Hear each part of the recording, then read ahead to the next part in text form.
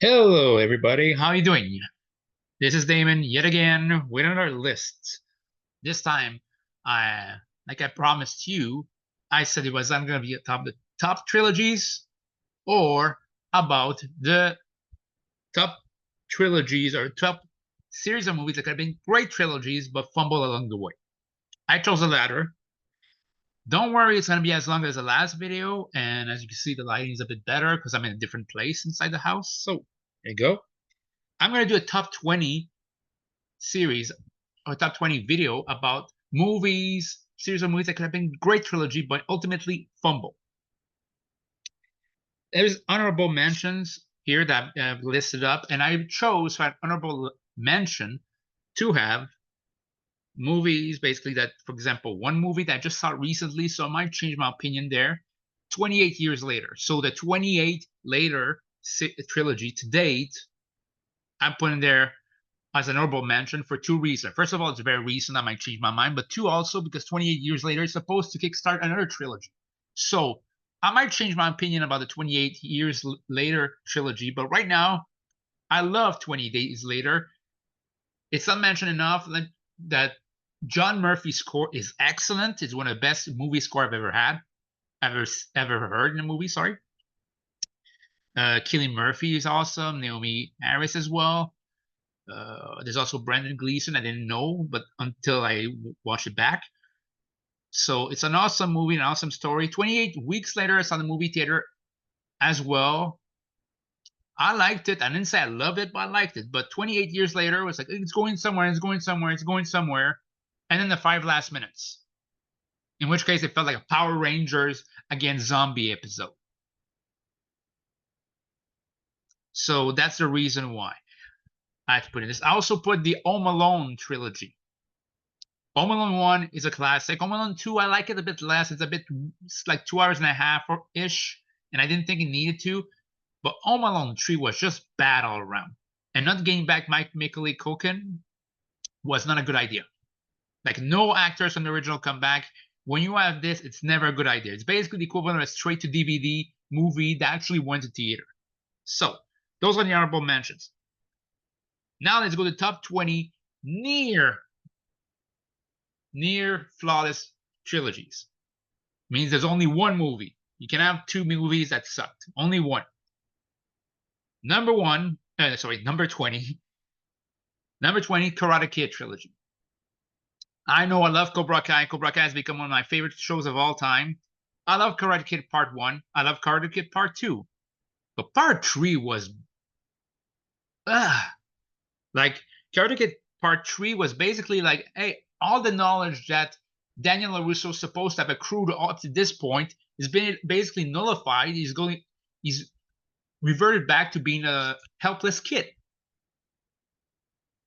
And that to me is not exactly doesn't make a great movie there because it's like he's going back the same dynamics of uh being reliant on Mr. Miyagi rather than basically be more proactive. He's going back to be the helpless kid that he was in the first movie. Imagine if you're watching Cobra Kai. I mean, you see Miguel grow as a fighter, more confident. But imagine after season 3, all of a sudden he kind of lose all the karate knowledge he has and has to ask Johnny for help all the time. That's how it felt. You know, the saving grace of that movie was to me Terry Silver. And yes, he's in the area as a bad guy, but also you really have to be a great bad guy to have a team made by Bill Conti. Who's Bill Conti? He's a movie composer who did the theme of Rocky. So that to me says something. But apart from Terry Silver, it's like everything felt off. So it felt like they were phoning it in. Number 19, RoboCop. I love RoboCop, for the first one. I mentioned basically in the last video that Clarence from RoboCop is my top bad guys list. Top 50 bad guys list. But second one was okay, it was good, but it was still to me something like I don't mind going back that direction. But the third one, not only did Peter Weller depart from the project, I don't know if the original director of the first one was there too, but it's like a whole new cast, and it felt like it went from a PG-13-ish movie that was supposed to be a satire of the superhero genre as well as action movies. Now it just became a straight up kids adventure movie. Huh? I mean, I'm not. I mean, I do remember like basically who was the actress that played the partner of Murphy in this case. She only agreed to come back in the movie if she was killed off like in the basically in the beginning. That says how much they value that project. Okay. Number 18, a tie. Jurassic Park and Jurassic World. Those two trilogies, they peak with the first one. Jurassic Park 2 I actually liked. And Jurassic Park 3 felt like, all the development we did about dinosaurs. Yeah, let's undo that and let's pretend that we're doing a pseudo horror movie, but not really pseudo horror movie. Oh, and have one of the dinosaurs talk. Jurassic World, the first one was good. Yes, it's stupid. So some aspects are goofy, but there's always been goofy aspect in that franchise. But in Fallen Kingdom, I was somewhere they were trying to have Chris Pratt act like it was a comedy at times, like it was a Guardians of the Galaxy. By the way, Guardians of the Galaxy, that trilogy is one of my favorite of all time. But we're not there. It's not the same series. That's supposed to be same series. Yet they try to apply it for Chris Pratt. And to me, wasn't just this a problem, but also the clone. That's right, the clone at the end, basically liberating all the dinosaurs at the end. And to me, it's like she became one of the biggest antagonists of the whole series. And even people in the theater when I was watching it wondered why she didn't get hers. Because it's like she doomed humanity by freeing all the dinosaurs. But we're treating her as she's a noble, nice guy when she's actually worse than some evil scientist in the movie. Anyway, that's number 18. 17, the Wolverine trilogy. What? There's a Wolverine trilogy? And what would it be? I mean, Logan was the last volume and was excellent. It is. I also really like the Wolverine. This is one of the few trilogies that the first one sucked and everything else is good. X-Men Origins Wolverine sucks. I mean, the peak of that movie is seeing Wolverine and Sabretooth going as brothers, going through all the different wars. That was it. Everything else, they mishandled Deadpool. I think it was Silver Fox in this case. They mishandled her. I mean, Patrick Stewart coming back as CGI as Professor X. It's like was kind of creepy and eerie, and not in a good way for a movie. That is. The real reason Wolverine has amnesia is because he had an adamantium bullet in his skull is beyond lazy and laughable. What else? Bad special effects. Anyway, moving on. 16, the new Star Trek trilogy. Again, this is one of the trilogies in which case I feel like not all the parts are bad. Not the first and the last one I liked. I didn't love, but I felt it makes sense. The second one I didn't like. Why? Because why would you go to unknown depths to create a new trilogy just for a second movie to try to rip off Wrath of Khan? What's the point? You're not saying anything new. And for that matter, I thought it was sometimes laughable. I thought, hey, Leonard Nimoy is doing cameo, but it's going to the point where you'd so often say, you're still there? Isn't it supposed to be a reboot? Like, which one is it? It felt like it was a bit of a gutless sequel. At least the first one tried to be. I can understand at first you try to, amass some goodwill and try to basically get people to see the difference, the difference and resemblance of the new Star Trek to establish it. But second one, you should do your own thing. If not, what's the point? I remember Superman Returns. Oh, we're gonna ignore 3, 4 and go back to the second one. Basically, soon after the second one. No, we start from the beginning because you're not Christopher Reeves. Lex Luthor is not Gene Hackman. And all we're going to think is, Remember those days? Remember when we were those? This was our Superman. This was our Lex Luthor. Yeah. So that's for Star Trek, the new trilogy. 15, Shrek. First, Shrek took me by surprise. I was surprised when I saw the movie theater how much I liked it. And second one, not only is one of the few sequels I felt was much better than the first one, but even for a cartoon, I felt like it was emotional. There's some moments where I felt like can be sad, but at the same time, can be sad. I wouldn't say tearjerker, but it's like there's moments like okay, this is beyond more emotional and more. I'm trying to find a good word. It was more emotional and more. There's more catharsis with this movie than I would think there would be. I mean, the other great movie of that series of Shrek would have been Puss in Boots 2: The Last Wish, which I recommend, but it's not in the same Shrek series. Why mention this? Because that 1, 2, and Shrek 3 was awful. Not bad, not okay, not awful. It's like it forgot what it was, which is a good story, but also a satire of the Prince Charming and helpless princess Disney movie. It became what it would parody. And Shrek 4 I like, but at the same time, it's like Shrek, the character has grown to understand he's more than an ogre, and he wants to forgo all that character development to go back to being an ogre. It felt like not only self-defeating, but at this point, it's like, why did we root for this guy? Anyway, 14, X-Men, the original trilogy. The first one, I watched it back. Yeah, there's some special effects that don't last, that don't seem as good. But like I mentioned in the other video, that's kind of been unrealistic for to talk about this about movies because it's like, hey, you're gonna watch your favorite movies from the 1980s. There might be some effects that didn't age as well. So yeah, I mean, but the first one, it's a good introduction of X-Men, and honestly, to my perspective, I have no problem with the black leather suits. I thought at that point the spandex, at least for the 2000s, would not have worked because they would have used crappy costumes. It's either crappy costumes or let's try the X-Men black leather, and I prefer the black leather. X-Men 2 is still one of my favorite superhero movies of all time. And then came X-Men 3. X-Men 3, I wouldn't even say it's horrible.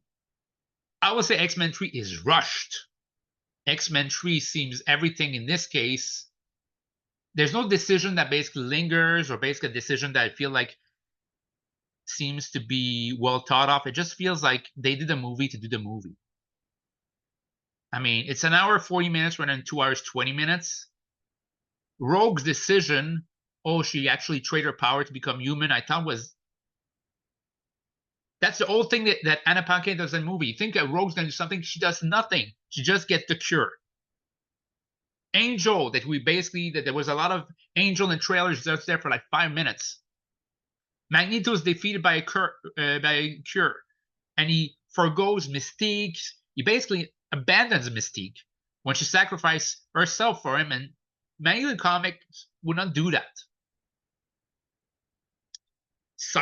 Cyclops getting dispatched the way he does. It's laughable. I know Wolverine's the most popular. I prefer Wolverine over Cyclops any day, but it's like you could treat Cyclops with more respect. So that's one. That's one of the reasons why it's number 14 on my list. 13, the Hangover trilogy. I know the other sequels were not as good. I love the first one. The second one I kind of like. I don't love, but I think what saves it for me is even the characters in the movie will tell you that it's pretty much the same thing, just the different location. The third one felt like Todd Phillips was saying F you to people who actually want a sequel to that. Like, let's do something that's not the same case. Kind of funny, he tried the same thing with Joker. FY, maybe don't give sequels to that guy anymore. Alan was likable in the first one. Stu, somewhat. Phil made me laugh, and Doug, okay. The second one, it's like, okay, I thought it was a bit ridiculous that Alan tried to do the same thing. It wasn't an accident, tried to do the same thing. It's like, okay, no growth, or at least no news. new elements of story. And yeah. And the third one, the best part was like it peaked in the beginning. Afterwards, I felt like, is it a comedy or a crime movie? Like, what are you supposed to be? It's like the director was ashamed of what the hangover was. So yeah. 12, the Halloween 2018 trilogy. That I'm sad to say. Because I really love Halloween 2018. Halloween Kills, second installment of that trilogy, was fun and had a twist ending. It's like, but it put Laurie Strode on the back burner. You barely saw her, barely heard from her. She was basically just stuck in one place. And the third one, it felt disconnected. It felt like it was another movie series with Jamie Lee Curtis. And I'm not going to say it was bad. I didn't think it was horrible. I just thought it was, you get from great movie, the first one, to neat to just watchable. Like you let it, the landslide was very apparent. At least it concluded a trilogy, but at the same time, you get the feeling of is it the end, the final chapter until the next chapter, until we need money. So yeah, that's number 12. Number 11, Blade trilogy. Blade, the first one, again, the 98, some of the CGI did not go age right. I mean, it felt like some CGI moments were like Spawn the movie. And if you ever saw Spawn the movie, you would see that some of the special effects did not age well. In fact, some of it aged badly, ridiculously badly. Yeah, I used two adverbs to say how much it was bad in terms of special effects. The second one, Blade 2, was damn good. I watched it like last, I think, 3 months ago. It's like I was surprised it held up well. And it's nearly, man, it's been more than 20 years that movie. Oh boy, we're getting old. But Blade 3, not only is Blade relegated to sidelines, but I felt like all of it seems like it's not in the same continuity. I mean, we don't even call Dracula Dracula. We call him Drake. And I thought, man, this is so B movie right there. Just this. Ryan Reynolds is Ryan Reynolds. Yeah, there's Triple H as a vampire, but I felt like it's like Triple H, the character, with vampire teeth. Parker Posey being herself there, but it felt like the movie was okay. I like the ending, but there's nothing remarkable. I mean, uh,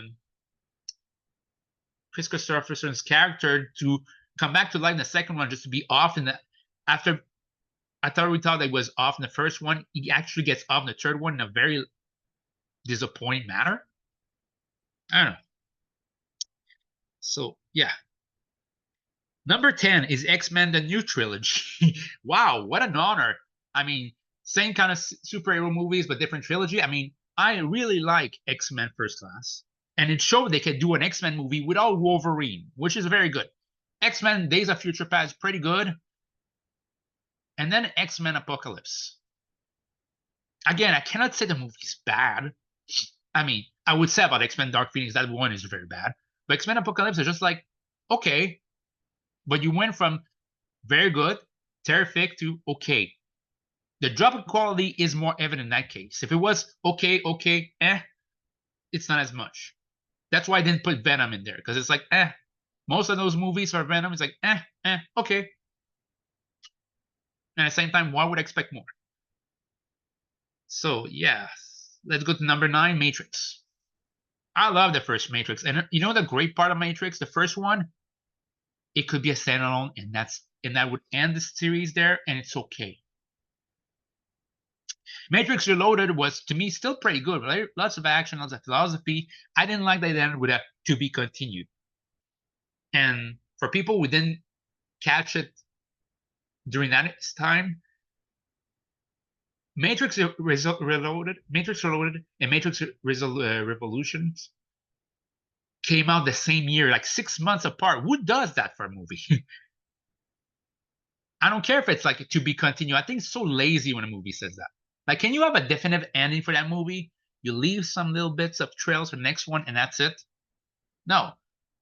Reloaded was good, but wasn't great. Revolution is like to everything that we love about the Matrix, and let's crap all over that. I mean, I thought at this point, even the hinting throughout the story that, hey, you know what? Somebody important is gonna sacrifice himself to save the world. And I thought Morpheus should have been the one sacrifice himself.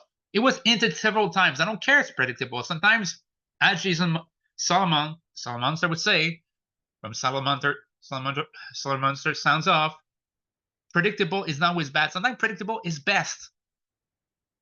It's best for the story. Going unpredictable sometimes is worse. I mean, you see a superhero movie, most of the times the superhero conquers the villain. Imagine the villain wins and kills the superhero. It's like it's unpredictable, but is it right for a story? Not really. In this case, I felt like Neo not only losing the battle against Mr. Anderson, the final battle, the definitive battle, he loses it, and he ends up getting killed.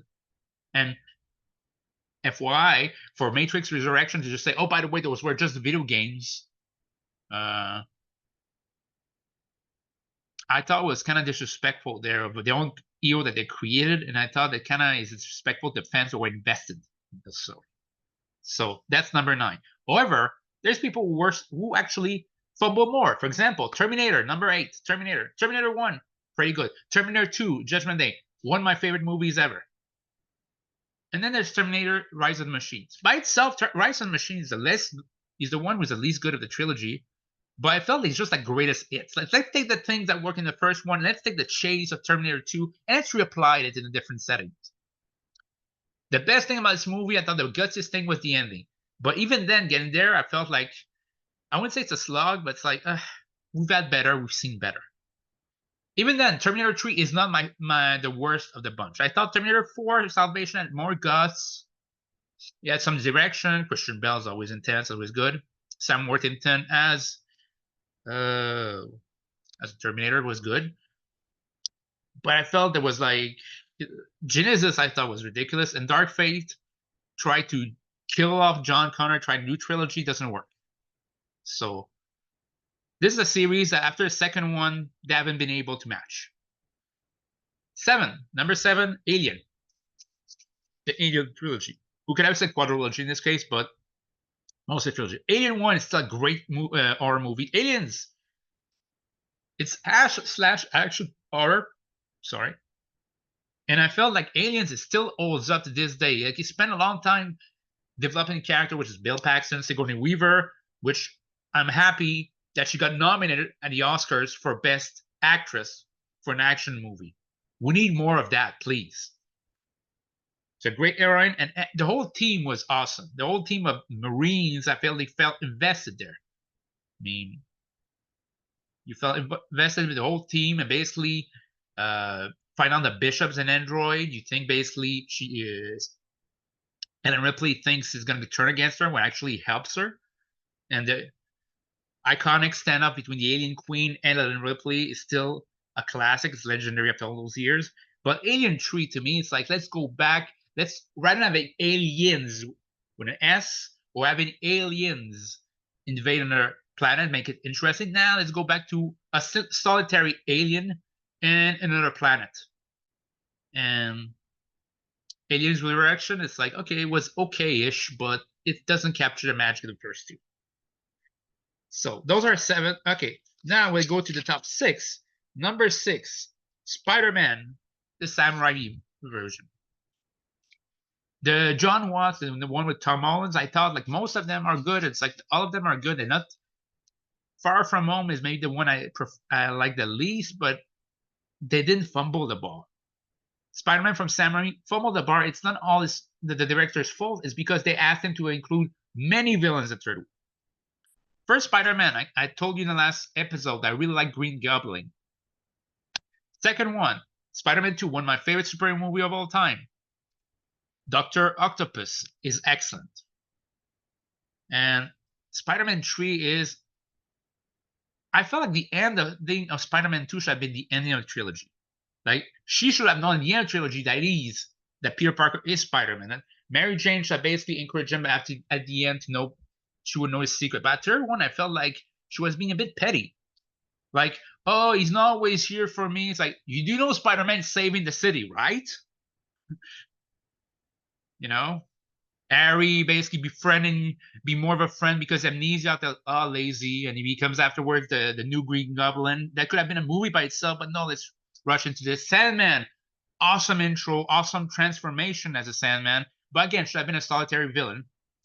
We retconned the origin of Uncle Ben, well, the death of Uncle Ben, and Venom. Let's be honest, Venom. I love Topher Grace. I think he's a better actor, much better actor. People gave him credit for, but hey, if you're gonna put a Venom in there, put him menacingly, put him somebody who looks menacing, and don't show him in a movie just because we want to see him there. If you want to make him an appearance that tease for the next one, that's fine. But in that case, it felt like, let's take care of it right away. That sucked. And let's not talk about the Peter Parker dancing. That was ridiculous. Number 5, Iron Man. I love the first Iron Man. I love it from beginning to end. People can say that Jeff Bridges' character, oh, he's not the best villain. It's Jeff Bridges. When he said Tony Stark build this in a cave with a box of scraps, who else but Jeff Bridges could make it credible and make it sound badass? Robert Downey Jr., I mean, he started rehabilitating his career after Kiss Kiss Bang Bang, but his big break was Iron Man, and afterwards did Tropic Thunder, and then went back to Iron Man 2. Iron Man 2 could have been something, but there's way too many things in that movie. First of all, Mickey Rourke. I mean, he's Whiplash, but he's obsessed with his bird, and he's blaming Tony Stark for his father failing, and he gets defeated in 30 seconds at the end. Spoiler alert. Sam Rockwell, awesome actor, but he plays a joke villain. And the whole movie is basically a whole Avengers commercials like, they're coming, they're coming, they're coming. What are they, Immortal from TNA? Anyway.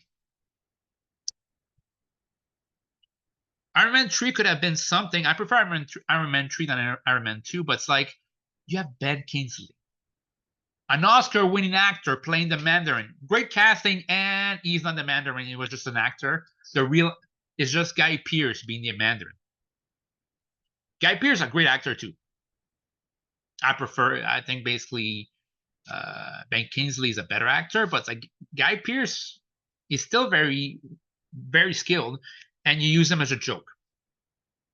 That's a problem with the MCU. It's not, to me, it's like you turn every moment that should be dark, or at least let people like linger in a moment, like marinate is, oh, let's turn into a joke right away.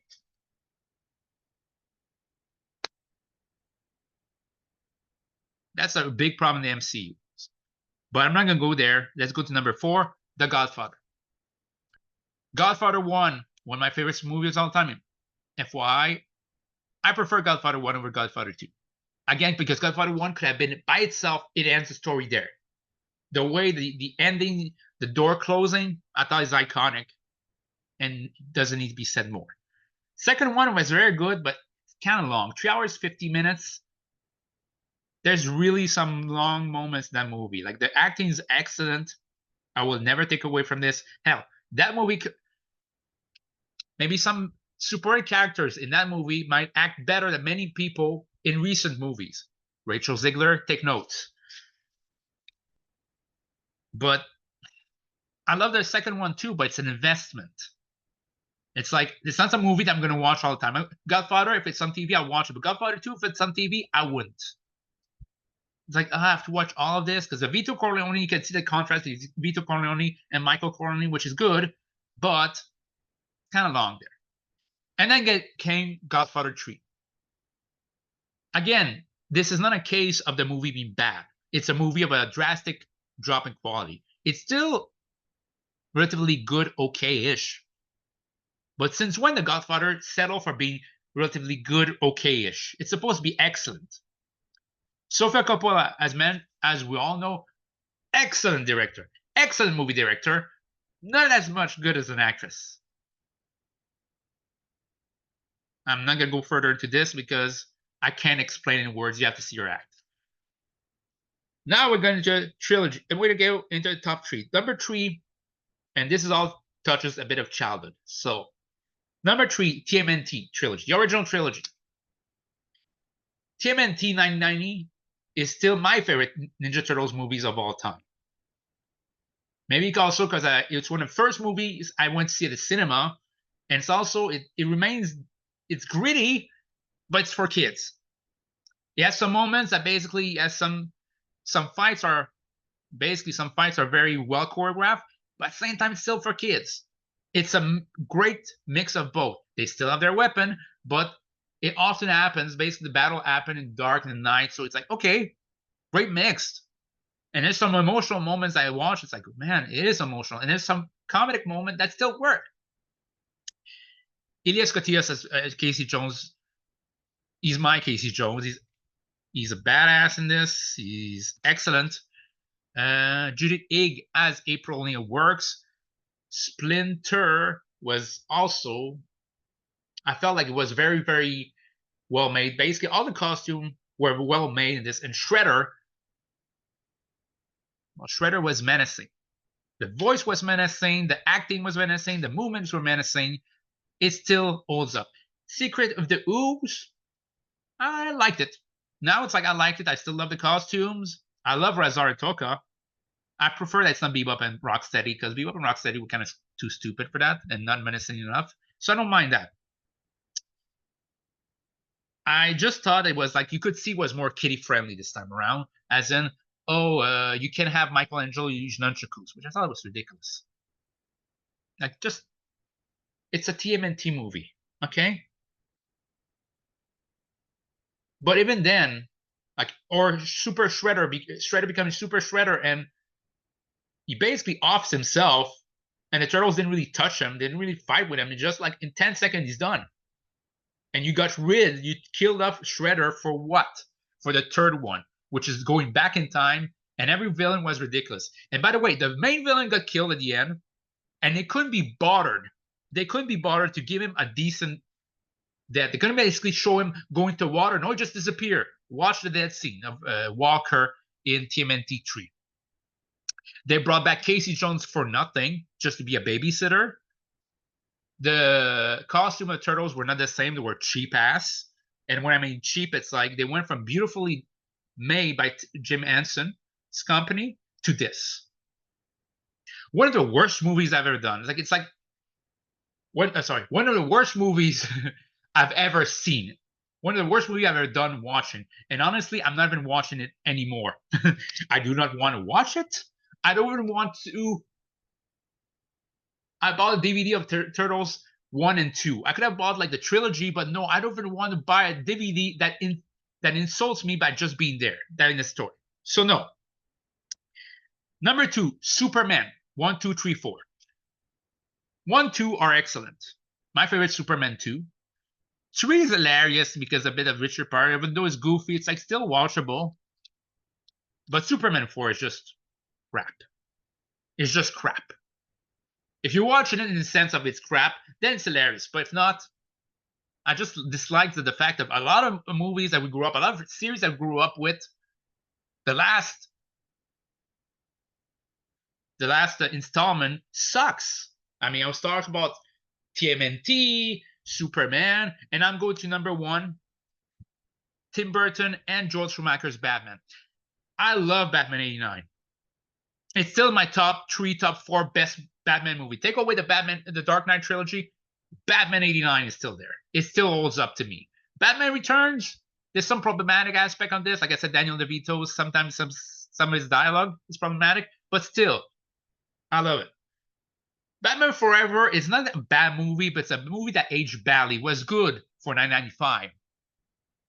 It's not as good for 2025. But Batman and Robin, do I need to say more? Everybody knows the story for that movie. It's hilariously bad. I prefer it if you just look at Arnold's one-liner. But apart from that, it's sucky. And it's like the reason why it happens because people were so McDonald's were intimidated by the movie Batman Returns. That's like they kind of pressured and people pressure Warner Brothers to make it lighter. So that's the reason why Tim Burton could not come back. So they basically had somebody else line up, is Joel Schumacher, and the rest is history. And instead of having Batman Continues, we had Mars Attacks from Tim Burton. No wonder I disliked Mars Attacks. Because it was supposed to be Batman continues. Instead, his next blockbuster movie was Mars Attacks. So there you go, folks. Let me know what you think and leave a comment in the section. Leave your comments down below. On that note, have a good one. Bye.